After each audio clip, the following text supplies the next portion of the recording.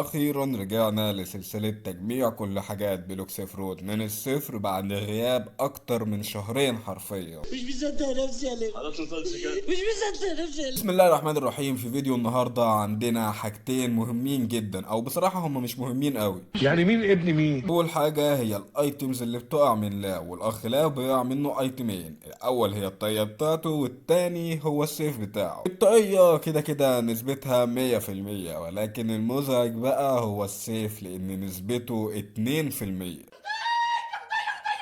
قول لي يا عم عادي، يعني موته 3 4 مرات وبعدها السيف هيقع لك مش مشكله. فخليني اقول لك يعني حرفيا انا مش هكلمك على حظي، انا هقول لك حاجه واحده بس: روح شوف الفيديو بتاع المنجل. انا مش هقول لك حاجه غير كده، ولكن مش مشكله. خلينا نخش على الشيء اللي بعده، وهو اسلوب التنين. اي نعم ان اسلوب التنين هو كمان مش هنستعمله، ولكن عشان نعرف نجيب اسلوب الجاد هيومن بعده فاحنا لازم نجيب اسلوب التنين ونوصله ليفل 400. بسم الله، من غير ما نضيع وقت خلينا نروح نحارب الاخ لاو لاول مره ونشوف هل السيف والقبعه هيجوا ولا القبعه بس. وقبل ما نروح ما تحطش امل كبير، يعني اكيد القبعه بس اللي هتيجي. A few moments later. طيب وجينا هنا وخلينا ندي شرح على السريع للناس اللي مش عارفة. لو بصيت كده هنا هتشوف باب، هو مش باين دلوقتي عشان احنا بالليل، ولكن لو جيت ضغطت كده على دي ورحت ضغط هنا هوبا، الله ايه العظمة دي. سبحانه. تدخل هنا وتلاقي عم فرغلي. عم فرغلي ده هتسلم عليه وتسلم على فخاد، وطبعا قبل ما تسلم عليه وتقول له ازيك يا عم فرغلي انا عايز اروح اعلم على الاخ لاو. هيقول لك انا هديك المفتاح اللي انت تحارب بيه الاخ لاو، ولكن تعلم عليه يعلم عليك دي حاجه راجعه لك انت بقى يا صاحبي. المهم ان انت هتديله واحده تريد، والف مبروك انت كده جبت المفتاح اللي هنروح نحارب بيه الاخ لاو. وعشان بقى نروح نحارب الاخ لاو نفسه فاحنا عندنا حاجه بسيطه خالص. واي نعم ان الطلوع شلل شويه لو انت مش معاك بوده، فيعني الافضل ان يكون معاك بوده او معاك حاجه بتنط بيها. هتطلع فوق هنا كده يا عزيزي عند البتاع ده، لو تلغي بقى البوده عشان تشوف تاني وتبص، ايوه هتلاقي فيه هنا باب. هتخش هنا هتلاقي المكان ده اللي هو زي مكان الرايت كده، تروح ماسك المفتاح، تروح جاي واقف هنا وتروح ظارت في وشهم المفتاح. اضغط يا باشا، اضغط اضغط اضغط اضغط يا عمي، اضغط اضغط ابوس ايدك يا كابتن. قالوا اه صح انا نسيت ما ينفعش يمسك المفتاح، ماشي. ضغط هنا والف مبروك كده الاخ لاو راسبي. بالمناسبه الناس اللي كانت متابعانا قبل كده كانت عارفه ان احنا حاولنا نحارب الاخ لاو في الماضي، ولكن حرفيا مسح بكرامتنا الارض. غلط وانا كنت مستني. الاخ لاو ما فات قد مات، وانا جاي انتقم دلوقتي. استعد عشان هيتعامل معاك التقيله. هتعمل ايه يا وحش؟ هتعمل ايه لو قلت لك؟ قمت مديله. احي احي. يعني خلاص كان حرفيا فاضل لي فيلتو ثانية واموته، يحصل جليتش يوقعني تحت المكان اخش اموت من مية.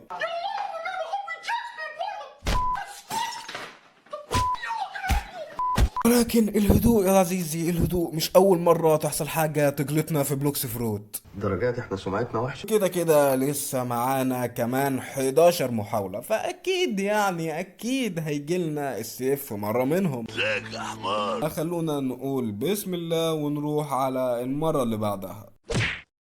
المحاولة التالتة هي كمان فشلت، ولكن على الأقل جبنا القبعة وكده بقى معانا 3 ايتمات ليجندري. وخلينا دلوقتي نخش على المحاولة الرابعة عشان نجيب الشيء الأهم وهو السيف. كما هو متوقع المحاولة التالتة هي كمان فشلت، وخلونا نخش على المحاولة الرابعة. دي كمان اتنطرنا فيها قبل كاش، ولكن عادي لسه معانا حرفيا معانا 7 محاولات يا عزيزي. يعني اكيد هتكن ان شاء الله. خلينا نحط امل، خلينا نقول يا رب، ونخش على المحاولة الخامسة. ده المحاولة السادسة هي كمان فشلت، واحنا بكده نكون خلصنا نص عدد المحاولات. ولكن عادي يا عزيزي عادي. خلونا نخش على المحاولة السابعة. والمحاولة السابعة هي كمان محاولة فاشلة، وخلونا نخش على المحاولة الثامنة. والمحاولة الخامسة هي طيب أقصد آخر 5 محاولات. المحاولة بقى الخامسة من الآخر هي كمان محاولة فاشلة، فخلونا نخش على المحاولة الرابعة. المحاولة الرابعة هي كمان محاولة فاشلة، وحرفيا دلوقتي احنا في آخر 3 محاولات. يا فتاح يا عليم يا رزاق يا كريم. ودلوقتي مع آخر محاولتين، نظرا لأن المحاولة التالتة هي كمان محاولة فاشلة. انت ايه حكايتك؟ ايه حكايتك؟ قول لي. طيب وآخر محاولة حرفيا جبنا السيف. حرفيا ما خدتش بالي، انا كنت لسه هديها حته دراميه اسطوريه دلوقتي واقول لك اخر محاوله اما يخرم المرء او يهان او مش عارف ايه، ولكن المفاجاه ان احنا جبنا السيف وكان لسه معانا محاوله كمان.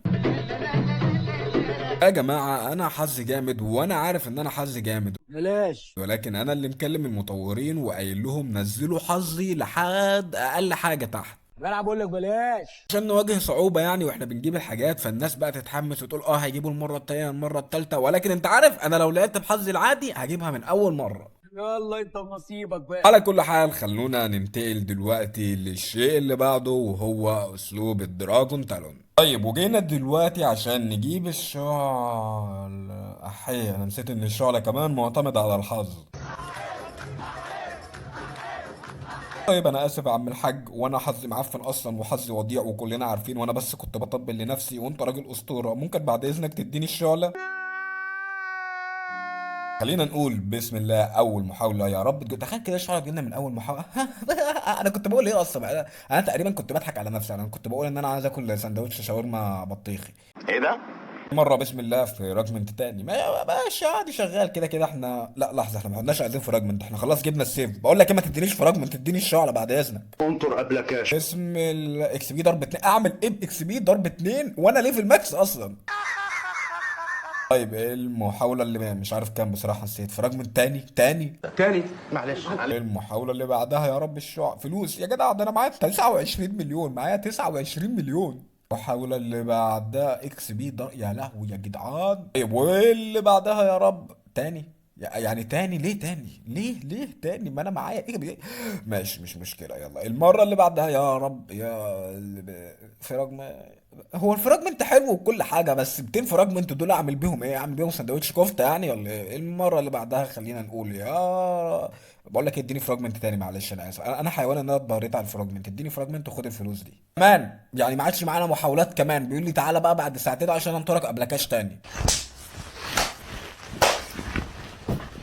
العمليه كده راحت مننا. بس عامة هي غلطتي، انا حيوان، انا قلت انا حظي جامد. القرف ده بقى ما ينفعش كده يا اخي، في راجل يعيط. طيب واللي احنا هنعمله دلوقتي ان احنا نفضل قاعدين ساعتين كده ما نعملش اي حاجه. يعني انا مش لاقي اي حاجه حرفيا اعملها، مع اني ورايا 100 ترم كمان اسبوعين، ولكن مش لاقي حاجه اعملها. انت خنزير. عشان كده هنقعد ساعتين، بعدها نرجع لعم ميدو اللي تحت ونقول له بعد اذنك ادينا الشغله يا عم ميدو، ونقول يا رب ان هو يديها لنا. 2 hours later. طيب والمحاولة رقم مليون اللي هنحاول نجيب فيها الشعلة. وعامة لو انت شايف المحاولة دي دلوقتي فدي هي المحاولة اللي احنا عرفنا نجيب فيها الشعلة. خلونا نقول يا رب، لان احنا حرفيا عدى ساعتين وعدى بعدها ساعتين وجينا له تاني وعدى بعدها ساعتين، وحرفيا بقالنا كتير قوي. هو مفيش دم. وبالمناسبة لو لاحظتوا تغير في صوتي ايتم، لا ده رير.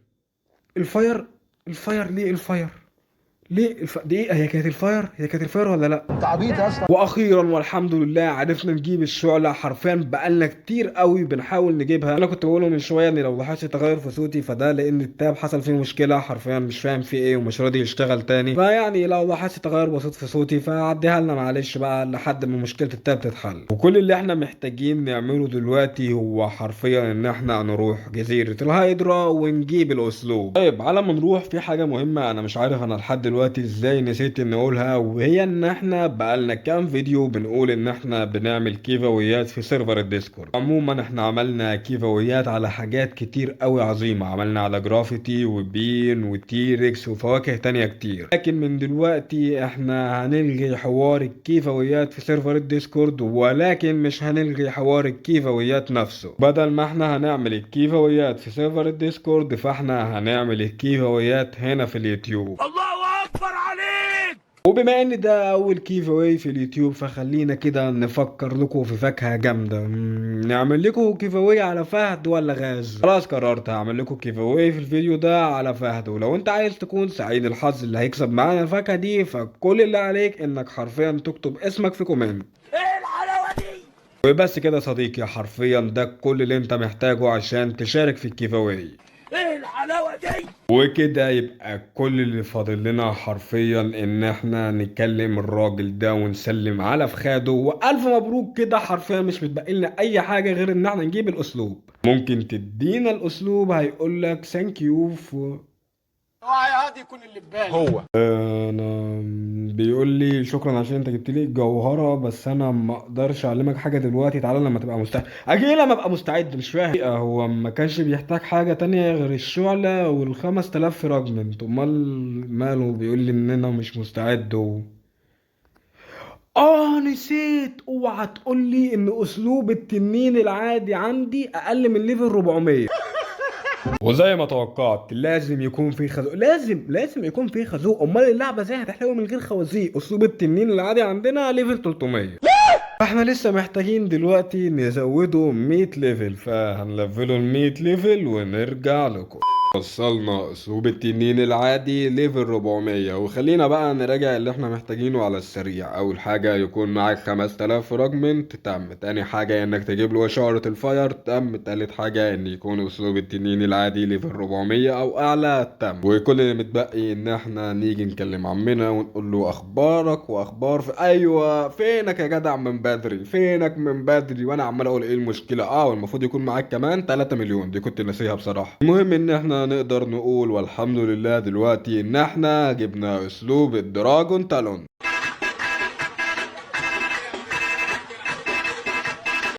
على العظمة. ايه ده؟ لحظة، ده احنا لسه هنوصل ده ليفل 400 هو كمان. كفايه